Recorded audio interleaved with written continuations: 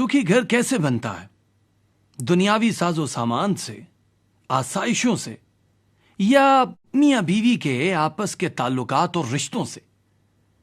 आजकल के इस मादी दौर में जहां मशहूर इश्तहारी कंपनियां हर लम्हा आपकी तवज्जो इस तरफ कराते हैं कि वो अपनी मसनुआत से आपकी जिंदगी में मजीद खुशियां बिखेर देंगे, लेकिन क्या खुशियां बाजार में बिकती हैं? फिदा ने भी शायद यही सोचा है कि बहुत ज्यादा पैसा कमाने से उसकी घरेलू जिंदगी हमेशा शादमान रहेगी, लेकिन जरा देखें ये क्या हो रहा है।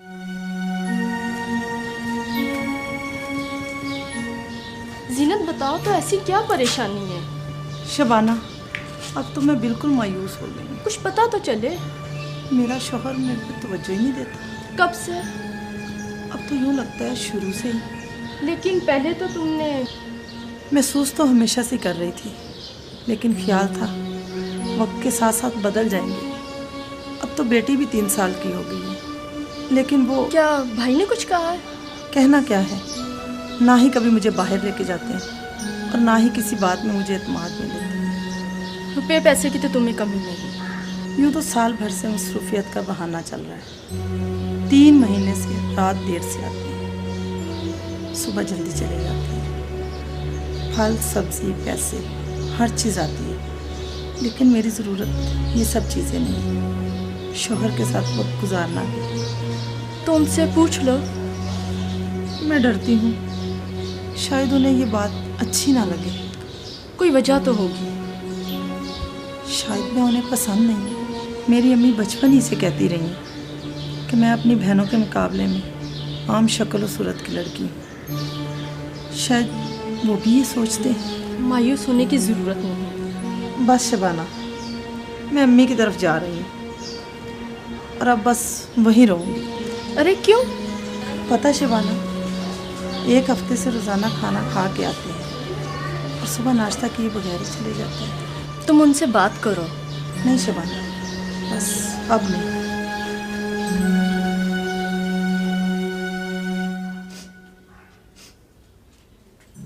जीनत, क्या बात है? रो रही हो? इसमें रोने वाली कौन सी बात है? हो सकता है उसको दफ्तर में कोई परेशानी हो सकता है, लेकिन रोज रात को देर से आने का क्या मतलब? उसकी बातों और रवैये से तो ये लगता है कि वो तुमसे बहुत प्यार करता है। उसने तुझे जिंदगी की सब आसाइशें भी तो दी हैं। ये बात ठीक है, लेकिन मुझे उसकी भी तो जरूरत है। अरसा हो गया हमने इकट्ठे बैठ के खाना नहीं खाया। तो कोई बात नहीं, परेशान क्यों हो रही हो? अगर वो फोन करे तो फोन पे बात जरूर कर लेना। जी अम्मी।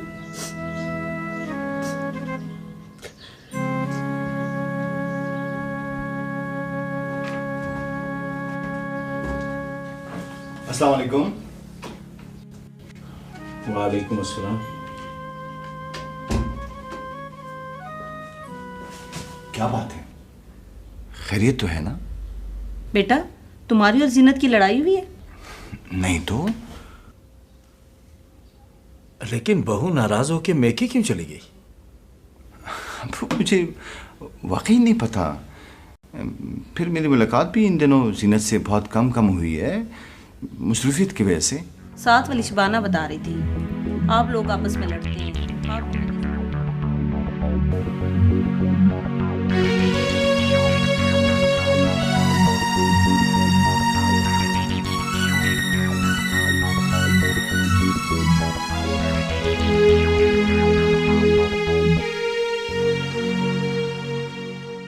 ये क्या बेवकूफ़ी है? जीनत की या तुम्हारी? अबू, उसे शबाना के बजाय मुझसे बात करनी चाहिए थी। शबाना एक अच्छी और समझदार औरत है। लेकिन तुम उसे वक्त भी तो नहीं देते थे। अबू क्या बताऊं, बस जिंदगी की भाग दौड़ में। बेटा, बीवी को शौहर की तवज्जो भी चाहिए। मैं मानता हूँ माँ जी, मुझसे गलती हुई है, लेकिन जीनत को इस तरह। मैं तो कहती हूँ हमें चलकर बहू को ले ही आना चाहिए। हाँ, और मेरा भी यही ख्याल है कि फिदा जीनत से फ़ोन पे बात कर ले। लेकिन अगर उसने बात ना की तो? कैसे हो सकता है? ज़रूर करेगी। बल्कि वो आप ही जाएगी। तुम्हें अपना रवैया बदलना होगा, क्योंकि बीवी को पैसों और सामान की ज़रूरत नहीं होती, मोहब्बत की भी ज़रूरत होती है। मैं समझता हूँ अबू कि मुझसे वाकई गलती हुई। नौरीन के पैदा होने के बाद मुझे लगा कि मेरी तनख्वाह कम है। घर को बेहतर तरीके से चलाने के लिए मैंने पार्ट टाइम जॉब कर ली। जीनत को नहीं बताया, शायद वह मेरी मसरूफियत को गलत समझ बैठी। बेटा, बीवी को एतमाद में लेके हर काम करना चाहिए। आप ठीक कह रही हैं अम्मी जान, मैं बात करता हूँ।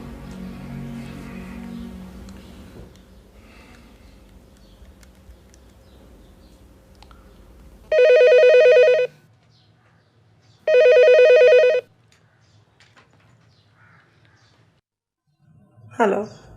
जीनत, मुझे माफ कर दो प्लीज। मैंने तुम्हें बहुत दुख दिया है।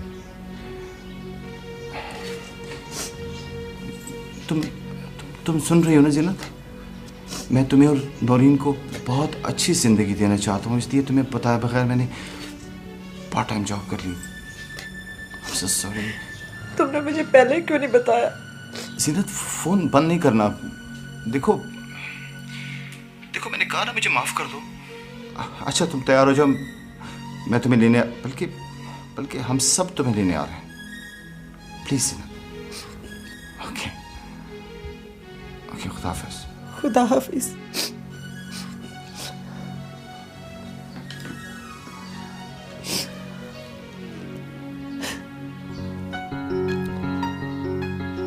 अबू, आप तैयार हो जाएं।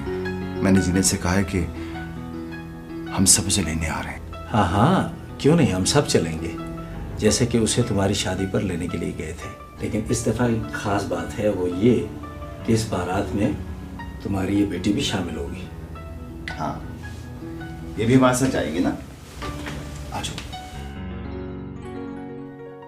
देखा आपने, बहुत सारा पैसा और कीमती आसाइशी सामान भी मिलकर सुखी जिंदगी बसर करने की गारंटी नहीं दे सकता। घर तो बनता है मियाँ बीवी के आपस में रवैये और भरपूर एतमाद से, और इसमें हमारे बुजुर्गों को भी अहम किरदार अदा करना चाहिए।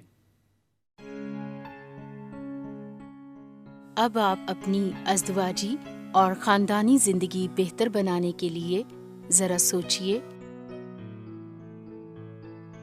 मैं अपनी बीवी के साथ कितना वक्त गुजारता हूँ।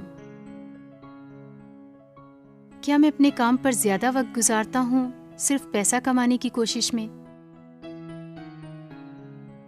बुजुर्गों के लिए मैं अपने बालिग बच्चों को कैसी नसीहत दे रहा हूँ।